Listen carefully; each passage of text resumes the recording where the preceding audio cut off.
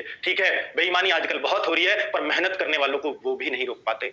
तो अगर आप ये सोचते हैं कि उसमें धांधलेबाजी है, उसमें ये है, उसमें वो है, तो सिर्फ आप सोचने में ही रह जाओगे बच्चों। लेकिन अगर आपने अपनी नौकरी को अपने पापा की वो हालत बना लिया है, जो मैंने शुरू में बोला है, आपने रोजगार पाने को इतना महत्व दे दिया है कि मैं कुछ भी इसके लिए कर जाऊंगा, तो निश्चित रूप से आपको वो नौकरी मिलकर रहेगी।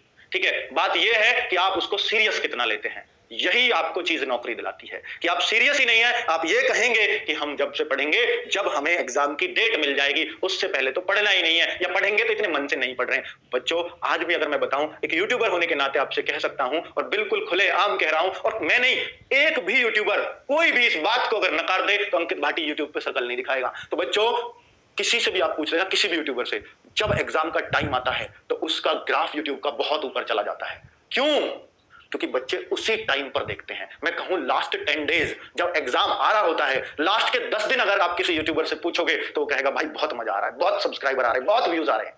क्योंकि उसी 10 दिन में तो सबको नौकरी चाहिए, उससे पहले तो चाहिए ही नहीं थी किसी को। तो बच्चों, क्या उन 10 दिन पढ़ने से नौकरी मिलेगी? सभी भीड़ तो उसी टाइप से काम करती है। तो अगर आपको भीड़ से अलग होना है तो निश्चित रूप से अभी से मेहनत करनी पड़ेगी बच्चों, अभी से, और बहुत शानदार तरीके से। ठीक है बच्चों, चलिए तो बिल्कुल लग जाइए। और आप ये सोचिए ना कि यार मुझे 4-5 महीने ही तो पढ़ना है।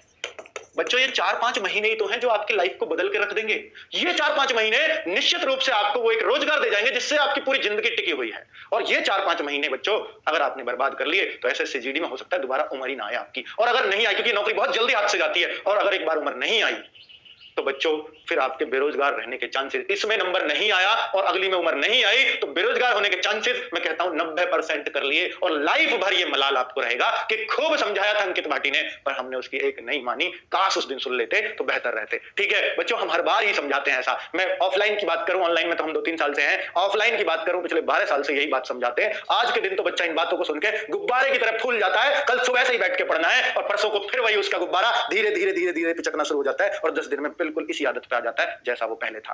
भूल जाता है क्या बोला था। या तो उसको रोज गुब्बारे की तरह फूंक मारो, तब वो। बच्चों, कभी जरूरत नहीं पड़नी चाहिए उसमें गुब्बारे में हवा भरने की। यार अपनी हवा खुद भरोगे ना, उसी दिन नौकरी लगेगी। ऐसे नहीं होता कि आप मैं रोज में फूंक मारूं कि आज भैया ये कर दूंगा, आज वो कर दूंगा। इन बातों का भी कोई अर्थ नहीं रह जाएगा अगर मैं रोज बोलूंगा। ठीक है बच्चों, तो अब आपकी मर्जी है कि आप क्या करना चाहते हैं। मंगोल, हूण, शक, द्रविड़।